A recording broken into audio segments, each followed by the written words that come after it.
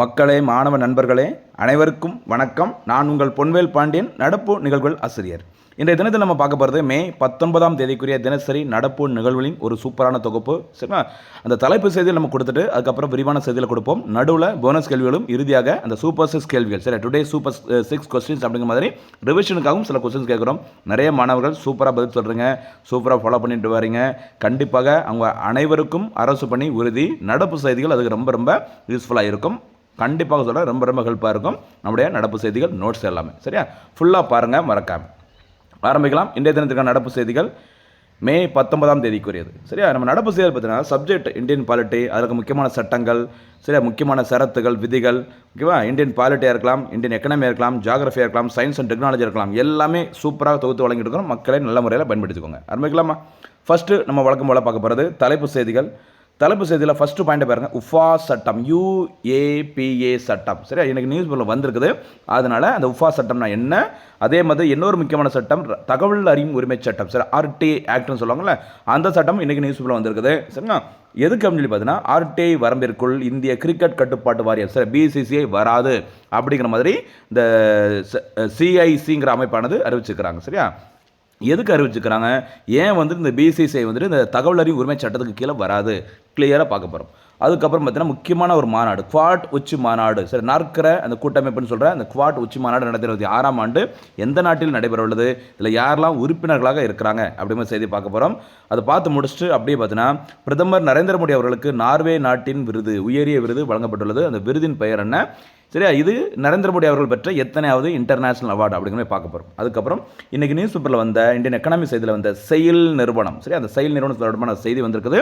செய்தியில் இடம்பெற்றதுனால அந்த அமைப்பை பற்றி ஒரு சின்ன குறிப்பு, எப்போது உருவாக்கப்பட்டது, செயல்னா என்ன, விரிவாக்கம் அப்படிங்கிற மாதிரி நம்ம கிளியராக பார்க்க போகிறோம்.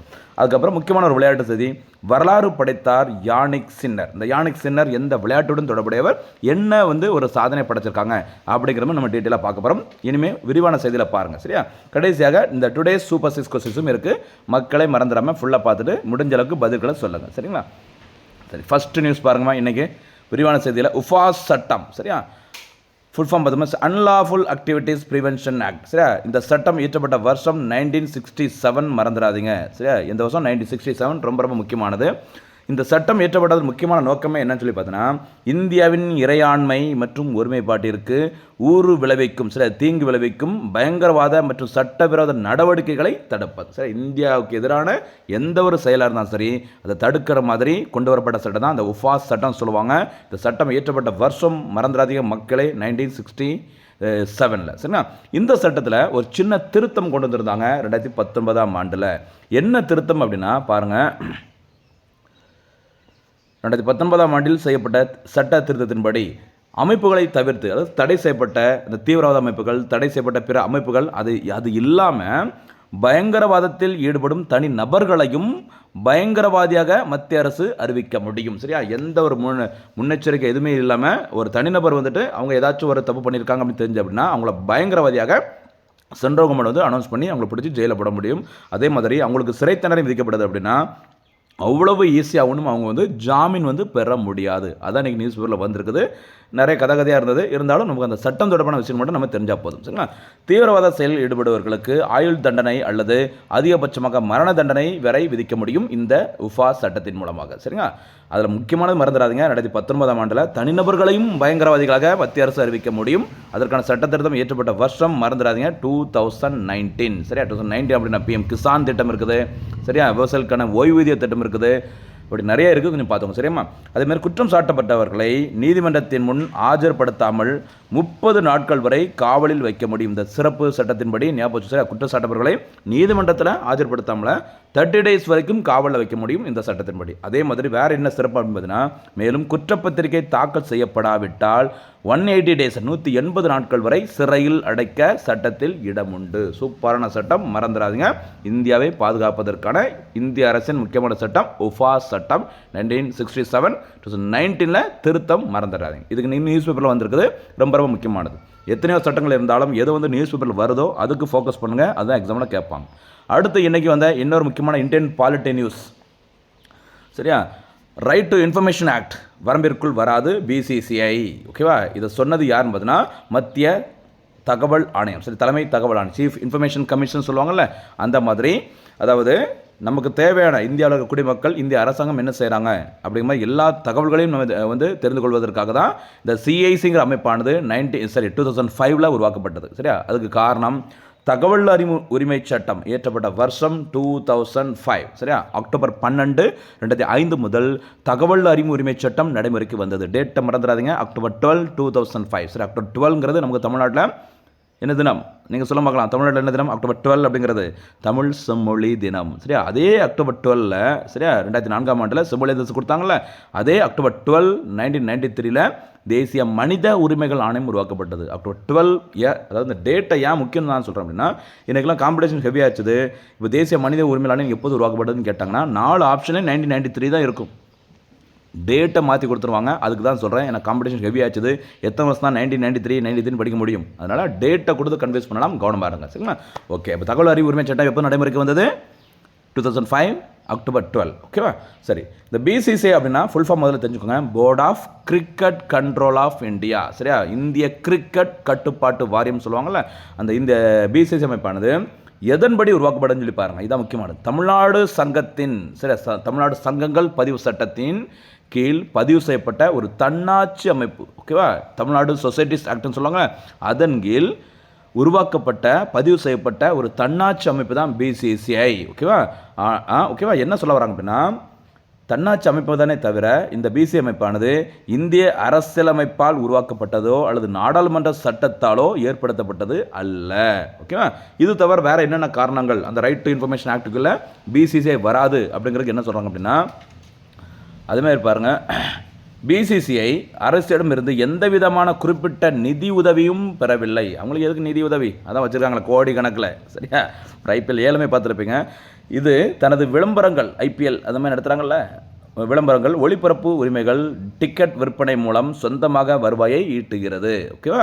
ஞாபகம் வச்சுக்கோங்க. இப்படி அவங்களே பண்ணிக்கிறதுனால இது வந்துட்டு தகவல் அறிவு உரிமை சட்டத்தின் கீழ் பிசிசிஐ எவ்வளவு செலவு பண்ணுறாங்க, என்ன செய்கிறாங்க அப்படிங்கிறத தனிநபர்கள் அந்த தகவல்களை வந்து பெற முடியாது அப்படிங்கிற மாதிரி சொல்லிக்கிறாங்க. ரொம்ப ரொம்ப முக்கியமானது, மக்களை விட்டுறாதீங்க. சரிங்களா? இப்படி தான் ட்விஸ்ட் வச்சு கேட்பாங்க, பிசிசிஐ வந்துட்டு ஆர்டிஐ ஆக்டுக்குள்ளே வருமா வராதா? சரியா? அப்படின்னு கேள்வி கேட்கலாம். ஒருவேளை வராது அப்படின்னா அதுக்கு என்னென்ன காரணங்கள் அப்படின்னு சொல்லிட்டு அவங்களே ஆப்ஷன் கொடுத்துட்டு அந்த ஆப்ஷனில் எது வரும் வராது அப்படின்னு சொல்லி கேட்கலாம். மறந்துடாதீங்க. சரிங்களா? ஓகே. ரைட் இன்ஃபர்மேஷன் ஆக்ட் நடைமுறைக்கு வந்தது மறந்துடாதீங்க, அக்டோபர் 12, 2005. சரியாம்மா? அடுத்து முக்கியமான ஒரு மாநாடுகள்லேருந்து கண்டிப்பாக எல்லா தேர்வுகளும் ஒரு கொஸ்டின்ஸ் இருக்கும். பிரிக்ஸாக இருக்கலாம், எஸ்சிஓ அமைப்பாக இருக்கலாம், G20 G7 இருக்கலாம். அந்த மாதிரி இது குவாட் அமைப்பு. குவாட் அப்படின்னா நாற்கர கூட்டமைப்புன்னு சொல்லுவாங்கள்ல, 4 கரம். பாருங்கள், குவாட் அமைப்பு முறைப்படி உருவாக்கப்பட்டது. அதாவது குவாட் அமைப்பு வேர்ல்டு லெவலில் நிறைய இருக்குது. நாற்கர கூட்டமைப்பு 4 நாடுகளை கொண்ட கூட்டமைப்பு. அதில் இந்தியா உறுப்பினராக இருக்கிற அந்த குவாட் அமைப்பு உருவாக்கப்பட்டது 2007 சரியா? முறைப்படி செயல்பட தொடங்கியது. அது 2004 ஆண்டில் சுனாமி வந்தது. உங்களுக்கு தெரியலாமா சுனாமி எப்போ வந்தது? சுனாமி வந்தது December 26, கிறிஸ்மஸ் முடிஞ்ச அடுத்த நாள் December 26, 2004 சுனாமி வந்தது. சுனாமி வந்ததுக்கப்புறம் தான் இந்த இந்திய பசிபிக் கடலை சுற்றி இருக்கிற நாடுகள், சரியா, இந்தியன் ஓஷனில் இருக்கிற நாடுகள் எல்லாமே கொஞ்சம் ஒத்துழைப்போடு இருக்க வேண்டும் அப்படின்னு சொல்லி முயற்சி பண்ணும்போது இந்த குவாட் அமைப்பை முறைப்படி உருவாக்கியவர் யாருன்னு பார்த்தீங்கன்னா ஜப்பான் நாட்டின் முன்னாள் பிரதமர் திரு ஷின்சோ அபே அவர்கள். சரியா? இவர் தான் 2007 முறைப்படி உருவாக்குறாரு இந்த குவாட் அமைப்பை. ஓகேவா? இந்த குவாட் அமைப்பிற்கு யாரெல்லாம் வந்து மெம்பர் அப்படிங்கிறத கொஞ்சம் பார்த்துங்க. சரியா? 4 பேர் தான். ஒன்று அமெரிக்கா, இந்தியா, ஜப்பான், ஆஸ்திரேலியா. ரொம்ப ரொம்ப முக்கியமானது.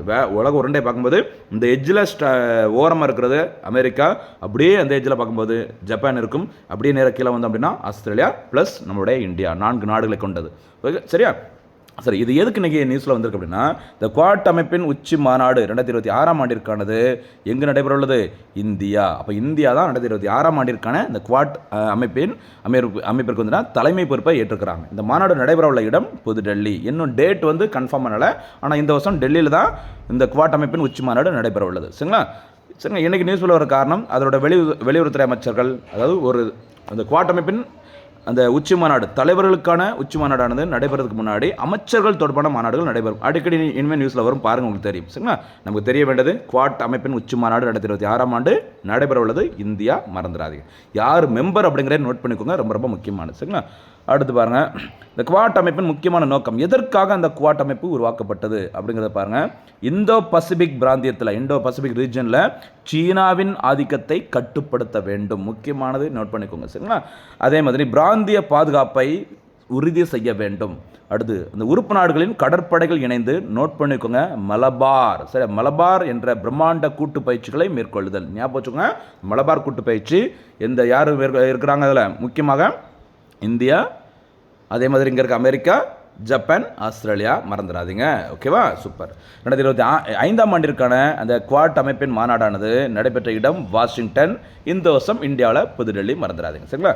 அடுத்து பிரதமர் நரேந்திர மோடி அவர்களுக்கு நார்வே நாட்டின் உயரிய விருது. எங்கே போனாலும் வரும்போது ஒரு விருது வாங்கிட்டு வந்துடுறாரு பிரதமர் நரேந்திர மோடி அவர்கள். அந்தளவுக்கு சிறப்பான முறையில் செயல்பட்டு இருக்கிறாங்க, அதை அப்படிங்கிற மாதிரி சொல்கிறாங்க. சரிங்களா? நார்வே நாட்டின் மிக உயரிய விருது, விருதோட பேர் பார்த்தோம்னா royal Norwegian order of merit, சரி, மெரிட்டின் கிராண்ட் கிராஸ் அப்படிங்கிற அந்த விருது தான் அந்த விருதோட பேர். சரி, அந்த விருது பேர்லாம் கூட நம்ம கன்ஃபியூஸ் பண்ண மாட்டாங்க, கொஞ்சம் ஜஸ்ட் தெரிஞ்சுக்கோங்க ஒரு ஐடியாக்காக. எங்கே போயிருக்கிறாரு அப்படிங்கிறது தெரிஞ்சாலே போதும் மேக்ஸிமம். சரிங்களா? இந்திய பிரதமர் நரேந்திர மோடி அவர்களுக்கு வழங்கப்பட்டது. விருதினை வழங்கியது நார்வே நாட்டின் மன்னர் 5ஆம் ஹெரால்டு. சரி, 5ஆம் ஹெரால்டு அவர்கள் தான் இந்த விருதை வாங்கியிருக்கிறாங்க. இது கொஞ்ச நாளைக்கு நம்ம நேற்று வீடியோவில் பார்த்துருப்போம்.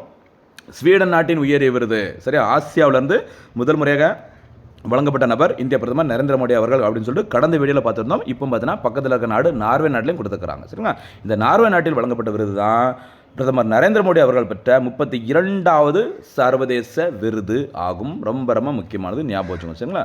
அப்படியே போகும்போது எந்தெந்த நாட்டுக்கெல்லாம் போனாங்க அந்த ஆர்டர் படி கூட தெரிஞ்சுக்கோங்க, ரொம்ப முக்கியமானது. அடுத்து இன்றைக்கி நியூஸ் பேப்பரில் அந்த இன்னொரு முக்கியமான ஒரு இந்தியன் எக்கனாமி தொடர்புடைய ஒரு செய்தி, செயல் நிறுவனம். சரி, செயல் நிறுவனம் அப்படிங்கிறது அதாவது உற்பத்தி அதிகரித்தாலும் அதில் வேலை செய்கிற பணியாளர்கள் எண்ணிக்கை குறைக்க போகிறோம் அப்படிங்கிற சொல்லியிருந்ததுனால, செய்தியில் இடம்பெற்றதுனால அந்த அமைப்பை பற்றி நம்ம தெரிஞ்சுக்கலாம். நிறைய எக்ஸாம்பிள் இந்த அமைப்பை பற்றி கேட்டுக்கிறாங்க. சரியா? செயல் அப்படின்னா அதோட விரிவாக்கம் ஸ்டீல் அத்தாரிட்டி ஆஃப் இந்தியா. சரியா? எப்படி செபி அமைப்பு இந்திய பங்குச்சந்தையின் பாதுகாவலன்னு சொல்கிறாங்களோ, அதே மாதிரி இந்த இரும்பு எஃகு அந்த ஆலைகள்லாம் இருக்குன்னு சொல்லுவாங்கள்ல, அதற்கான இந்திய தலைமை அமைப்போட பேர் தான் இந்த ஸ்டீல் அத்தாரிட்டி ஆஃப் இந்தியா என்று அழைக்கப்படும் செயல் நிறுவனம். இது அமைப்பு உருவாக்கப்பட்ட வருஷம் 1954. இதோட ஹெட் குவார்ட்டர்ஸ் எங்கே இருக்குது அப்படின்னு சொல்லி பார்த்தீங்கன்னா புதுடெல்லியில் இருக்குது. சரிங்களா? அதே மாதிரி இந்திய அரசின் பொதுத்துறை நிறுவனங்களில் மகாரத்னா மதிப்பை பெற்ற மிகப்பெரிய நிறுவனம் செயல் ஆகும். நம்ம இந்தியன் எக்கனாமி நம்ம பார்க்க போகிறோம் சொல்லியிருந்தாலும் ஆஃப்டர் எலெக்ஷன் ஜூன்லேருந்து ஆரம்பிக்கிறோம். அதில் மகாரத்னா என்ன, மினி ரத்னா என்ன, நவரத்னா என்ன, நிறுவனங்கள்லாம் என்ன, சரியா, எல்லாமே கிளியராக பார்க்க போகிறோம். ஞாபகம் வச்சுக்கோங்க, நம்ம இங்கே பார்க்குறது செயல் நிறுவனம், மகாரத்னா அந்தஸ்தை பெற்ற மிகப்பெரிய பொதுத்துறை நிறுவனம். சரிங்களா? இந்த செயல் நிறுவனத்தின் ஒருங்கிணைந்த எஃகு ஆலைகள், சரி, இரும்பு எஃகு ஆலைகள் வந்து அமைந்துள்ள இடம் பிலாய், ரூர்கேலா, துர்காபூர், பொக்காரோ அண்ட் பெர்ன்பூர். இது எல்லாமே அடிக்கடி ரிப்பீட்டட் எக்ஸாம்பிள் கேட்குறது இந்தியன் ஜியாகிரபிலேருந்து ஒரு சில கொஸ்டின்ஸ் கேட்பாங்க. அதில் ஒரு கேள்வி மேக்ஸிமம் பாருங்கள், இந்த இரும்பு எஃகு ஆலைகள் எங்கே இருக்குது அப்படிங்கிற எக்ஸாம்பிள் கேட்பாங்க, விட்டுறாதீங்க. சரிங்களா? இந்த பிலாய், ரூர்கேலா யாரோட சப்போர்ட்டில் உருவாக்குனாங்க அப்படிங்கிறது நம்ம 5 இயர் பிளானில் பார்ப்போம், கிளியராக பார்த்துக்கலாம். சரிங்களா? அதே மாதிரி இது நேஷனல் லெவலில் தமிழ்நாட்டின் சேலத்தில் உள்ள இரும்பு எஃகு ஆலையை செயல் நிறுவனம், சரிங்களா, செயல் நிறுவனத்தின் கீழ் எங்கும் ஒரு முக்கிய சிறப்பு எஃகு ஆலை அப்படிங்கிறது மறந்துடாதீங்க. சரிங்களா? சேலம் இரும்பு எஃகு ஆலை. அடுத்தபடியாக போகலாமா? ஒரு முக்கியமான ஒரு விளையாட்டு செய்தி பாருங்கம்மா மக்களே. வரலாறு படைத்தார் யானிக் சின்னர். சரி, புகழ்பெற்ற ஒரு டென்னிஸ் வீரர். ஓகேவா? இத்தாலி நாட்டை சேர்ந்தவர். ஒரு சாதனை படைச்சிருக்காங்க ரீசெண்டாக. என்னென்னு பார்த்தீங்கன்னா, இத்தாலியில் நடைபெற்ற மாஸ்டர்ஸ் 1000 அப்படிங்கிற அந்த டென்னிஸ் போட்டி தொடரில் சாம்பியன் பட்டத்தை வின் பண்ணியிருக்கிறாங்க. இதில் என்ன சாதனை அப்படின்னு சொல்லி பார்த்தீங்கன்னா, 9 வகையான மாஸ்டர்ஸ் டென்னிஸ் போட்டிகள் இருக்குது. சரியா? இத்தாலி ஓப்பன் டென்னிஸ் போட்டி, அதில் வந்து அப்படி ஒரு 9 வகையான மாஸ்டர்ஸ் டென்னிஸ் போட்டி இருக்குது. அதில் 9 வகையான அந்த மாஸ்டர்ஸ் டென்னிஸ் போட்டிகளையும் வென்ற உலகின் 2வது வீரர் அப்படிங்கிற சாதனை படைச்சிருக்கிறாரு யானிக் சின்னர். இத்தாலியில் நடைபெற்ற போட்டியில் வின் பண்ணி தான் இந்த சாம்பியன் பட்டத்தை வின் பண்ணி தான் இந்த சாதனை படைச்சிருக்கிறாரு யானிக் சின்னர். எந்த விளையாட்டு தொடர்புடையவர்? டென்னிஸ். எந்த நாட்டை சேர்ந்தவர்? இத்தாலி நாட்டை சேர்ந்தவர். இதுக்கு முன்னாடி முதல் முறையாக அந்த 9 வகையான மொத்தமே அவ்வளோதான் இருக்குது மாஸ்டர்ஸ் டென்னிஸ் அப்படிங்கிறது. சரியா? கிராண்ட் ஸ்லாம் டென்னிஸ் போட்டிகள் மொத்தம் 4 இருக்குது. Australia open, French open, Wimbledon, அடுத்து யூஎஸ் ஓப்பன். அது வந்துட்டு கிராண்ட் ஸ்லாம் அந்தஸ்து பெற்ற டென்னிஸ் போட்டி தொடர்கள். இது வந்து மாஸ்டர்ஸ் 1000 அப்படின்னு சொல்லுவாங்க. இந்த மாஸ்டர் டென்னிஸ் போட்டிகளில் 9 வகை இருக்குது. 9 வகை வின் பண்ண உலகின் முதல் வீரர் யார் பார்த்தீங்கன்னா, செர்பியா நாட்டை சேர்ந்த நோவாக் ஜோகோவிச் அவர்கள். சரியா? இந்த நோவாக் ஜோகோவிச் அவர்கள் தான் அதிக எண்ணிக்கையில் கிராண்ட் ஸ்லாம் பட்டம், அதாவது 24 கிராண்ட் ஸ்லாம் பட்டங்களை வென்று உலக சாதனை படைச்சு டாப்பில் இருக்கிறாங்க ஆடவர் ஒற்றையர் பிரிவில். சரியா? இங்கே பார்த்தீங்கன்னா அவருக்கு ஈக்குவலாக ஒருத்தர் வந்துருக்கிறாரு யானிக் சின்னர். சரிங்களா. அப்புறம் சரியா யானிக் சின்னர் அவர்களும் நோவக் ஜோகோவிச் அவர்களும் தலா 9 வகையான அந்த மாஸ்டர் டென்னிஸ் போட்டிகளும் வென்று வரலாற்று சாதனை படைச்சிருக்கிறாங்க. இதில் யானிக் சின்னர் படைத்த முக்கியமான சாதனை என்னன்னு சொல்லி பார்த்தீங்கன்னா, இளம் வயதில் சரியா, அதாவது இந்த போட்டி ஒரு வின் பண்ண மாஸ்டர் டென்னிஸ் போட்டியில் சாம்பியன் பட்டத்தை வின் பண்ண ஆரம்பித்த ஒரு 3-3.5 வருஷத்துக்குள்ளேயே இளம் வயதில் 9 வகையான மாஸ்டர் டென்னிஸ் போட்டி தொடர்களை வென்ற உலகின் முதல் வீரர் அப்படிங்கிற சாதனையை படைச்சிருக்கிறாங்க. சரியா, கன்ஃபியூஸ் ஆக வேண்டாம். அந்த 9 வகையான மாஸ்டர் டென்னிஸ் போட்டியில் சாம்பியன் பட்டத்தை வென்ற முதல் வீரர் நோவாக் ஜோகோவிச், செகண்ட் தான் யானிக் சின்னர். ஆனால் யானிக் சின்னர் இளம் வயதில் வின் பண்ணியிருக்கிறாரு, அது ஒரு சாதனை, மறந்துடாதீங்க. சரிங்களா. இது தவிர யானிக் சின்னர் அவர்கள் பார்த்தீங்கன்னா தொடர்ந்து 6 மாஸ்டர்ஸ் பட்டங்களை வென்ற உலகின் முதல் வீரர் அப்படிங்கிற சாதனை படைத்திருந்தார். இது வந்து ஒரு வாரத்துக்கு முன்னாடி நம்ம வீடியோவில் பார்த்துருப்போம், உங்களுக்கு தெரியும்னு நினைக்கிறேன். சரிங்களா, ரொம்ப முக்கியமானது, தெரிஞ்சுக்கோங்க. அடிக்கடி இனிமேல் நியூஸில் வருவார் யானிக் சின்னர். ஓகேவா. அடுத்தபடியாக இன்றைய தினத்திற்கான ரிவிஷனுக்கான டுடேஸ் சூப்பர் 6 கொஸ்டின்ஸ். சரியா, ஃபர்ஸ்ட் ஆர்டிஐ சட்டம் எப்போது நடைமுறைக்கு வந்தது, கரெக்டாக சொல்லுங்கள். சரியா, டேட்டோட. அடுத்து உஃபா சட்டம் UAPA சட்டம் எப்போது இயற்றப்பட்டது. தேர்ட் ஒன் 2026ஆம் ஆண்டிற்கான இந்த குவாட் உச்சி மாநாடு எங்கு நடைபெற உள்ளது. ஃபோர்த் ஒன் குவாட் அமைப்பின் உறுப்பு நாடுகள் எவை, கரெக்டாக சொல்ல பார்க்கலாம். அடுத்து செயல் நிறுவனத்திற்கு எந்த ஆண்டு, இது நான் ஆன்சரில் சொல்லலை, நீங்கள் கொஞ்சம் கண்டுபிடிச்சு சொல்லுங்கள். சரியா, செயல் நிறுவனத்திற்கு எந்த ஆண்டு மகாரத்னா அந்தஸ்து வழங்கப்பட்டது. அடுத்து இறுதி இந்த டுடே சூப்பர் 6 கொஸ்டின் 9 வகையான மாஸ்டர் டென்னிஸ் போட்டியில் சாம்பியன் பட்டத்தை வென்ற உலகின் 2வது வீரர் யார், முடிஞ்சால் முதல் வீரர் யாருங்கிறது சொல்லுங்கள். ரொம்ப ரொம்ப யூஸ்ஃபுல்லாக இருக்கும். சரிங்களா, நல்ல முறையில் என்னால் முடிஞ்ச அளவுக்கு நடப்பு செய்தியில் தொகுத்து வழங்கிட்டு இருக்கிறேன். சப்ஜெக்ட்டு மிஸ் ஆகாமல் ஸ்ட்ராட்டஜிக்கை கலந்து உங்களுக்கு பிடிச்சிருந்தா அப்படின்னா நம்ம சேனலை சப்ஸ்கிரைப் பண்ணிக்கோங்க, லைக் பண்ணுங்கள். கேட்குற கேள்விகளுக்கு நீங்கள் பதில் சொன்னீங்கன்னா எனக்கு கொஞ்சம் இன்னும் கொஞ்சம் என்கரேஜிங்காக இருக்கும். சரிங்களாம்மா, மீண்டும் சந்திக்கலாம். நன்றி, வணக்கம்.